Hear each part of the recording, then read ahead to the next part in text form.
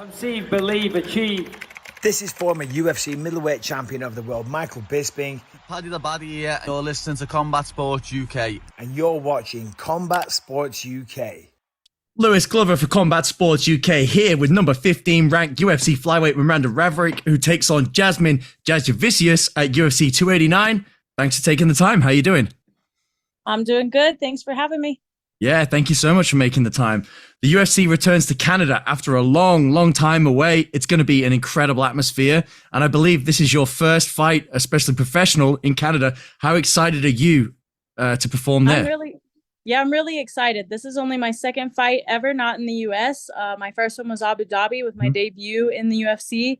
Now this one in Canada, and it'll be my first time ever in front of a full crowd, like a non-COVID crowd for the UFC. So I'm excited about that too. Excited to meet all the Canadian fans. Really hyped for it. Yeah, I can imagine, especially, fighting in such, a renowned atmosphere as the Canadian fans, tend to deliver. And I believe your favorite athlete is none other than George St. Pierre. Have you met him before? And if not, are you hoping to meet him at UFC 289? I hadn't really thought about that, but I probably will be able to at that fight. I really hope I do. He is probably my favorite fighter of all time, at least so far. I'd be excited to meet him. He was one of them that I watched since I was, a young kid growing up watching the sport. And he's always kind of stuck by his morals, been a good person alongside it, which I really respect as well. Absolutely. So there's obviously some outside of the cage attributes you like. Is there anything from his in cage that performances that particularly drew you towards him? Well, I used to read his book, Why You Fight, before my fights. And I just thought it was great that no matter what opponents he fought, it was almost amusing. Like, he could beat someone pretty easily, but he'd always play it smart and always win regardless. Like, he might not win by much, but he'd always win the fights, right? And I found that impressive. Like, his skill level was just there all the time. The work ethic outside of the cage, like on his own time, the stretching, the recovery, everything that he went into the cage mentally with was very impressive. It wasn't so much the old school mentality of just go bang it out in training and boom, you're going to win a fight. Like, it was very safe. It was very recovery oriented. And at the time when I was reading his books, not very many people had that mindset. So I found it impressive and kind of a pioneer for that side of the sport. That's a really cool and well thought answer. I really hope you get the opportunity to meet him and share those sentiments with him yourself. I bet that would be a great experience. So ahead of this fight, you called out Jasmine. You got your wish. So what was the reason behind you calling out her specifically? Was it, were you targeting to get a spot on this card because you knew the UFC was coming to Canada, or was it just she's the right person, the right name in the division at the time?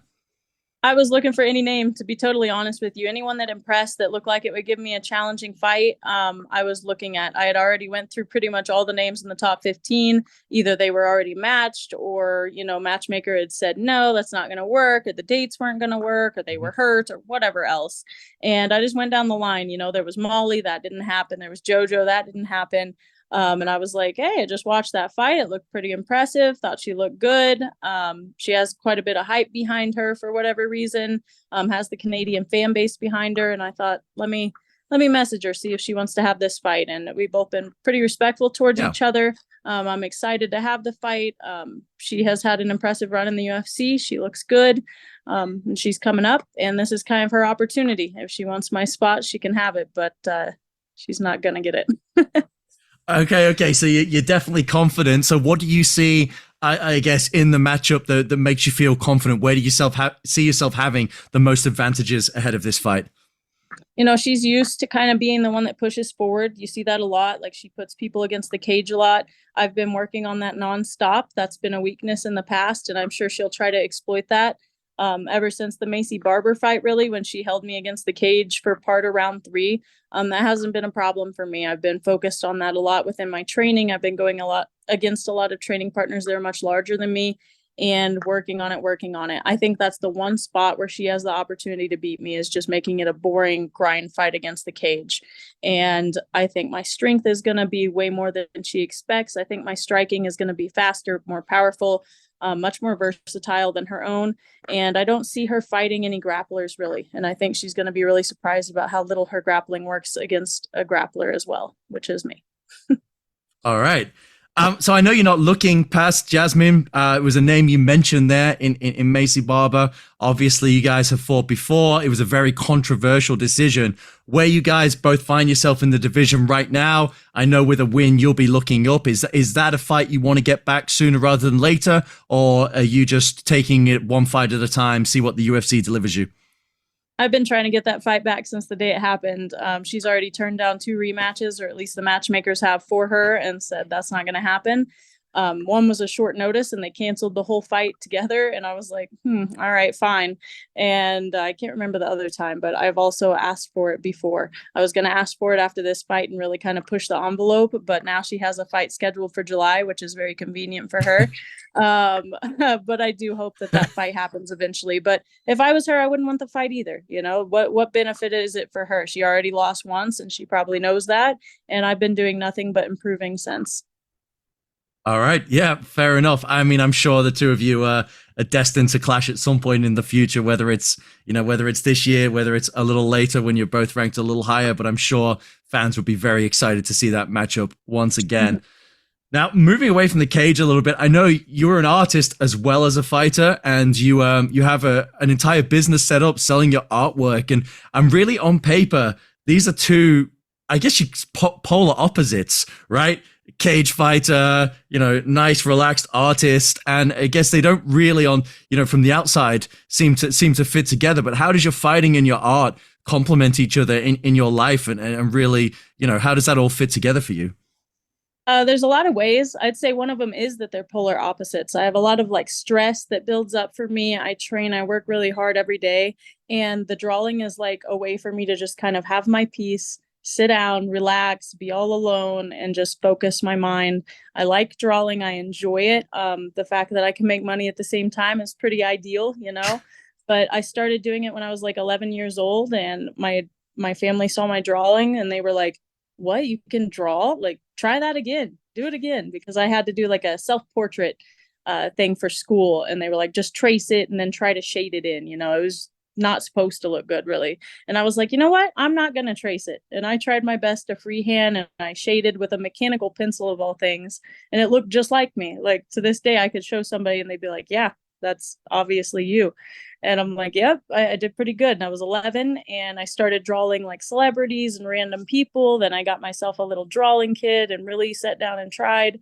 And now I think they look fairly close to pictures, and I just enjoy doing it, as peace of mind. And I'm also a statistician. I have a job outside of fighting, and everybody says that they're all polar opposites. I just try to show my fight IQ in the cage like I show my IQ outside of the cage. And I guess that's another way they connect.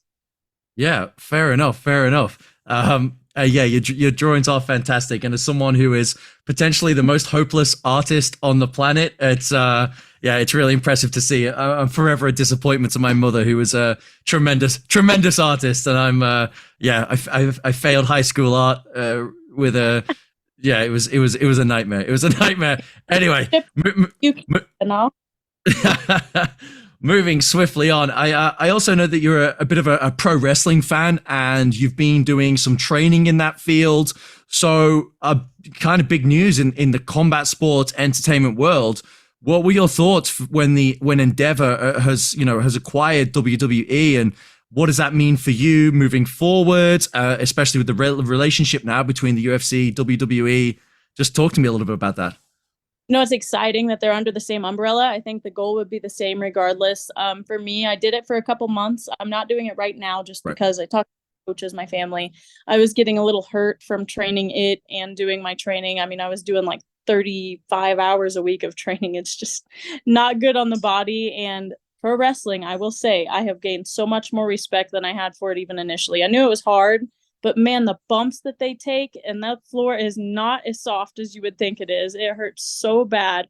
And I was like, yeah, it may be staged or whatever, but they're still still getting thrown on the ground and all that. And I was like, man, this is rough on my body, plus doing hard training for MMA. So while I am in the height of my career, I'm probably going to stick with MMA, but it's always a good direction to go in the future. There's so many avenues for me to take, though. Who knows if it'll ever become a thing, but if I do, it'll probably be all Top Gun themed or all America. I'm not sure which yet.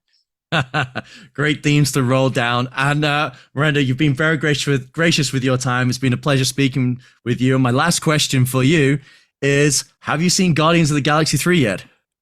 I have not. I actually went, the John Wick movie I did go watch. I watched all the John Wicks in a row like that week because I had never watched them before, surprisingly. But I have not watched the new Guardians of the Galaxy. I want to, though. Especially like, Chris Pratt. I've become more and more of a fan of him, like kind of speaking up for his values, which are similar to mine in some ways. So I want to go watch it. I probably will within the next couple of weeks when I get some downtime.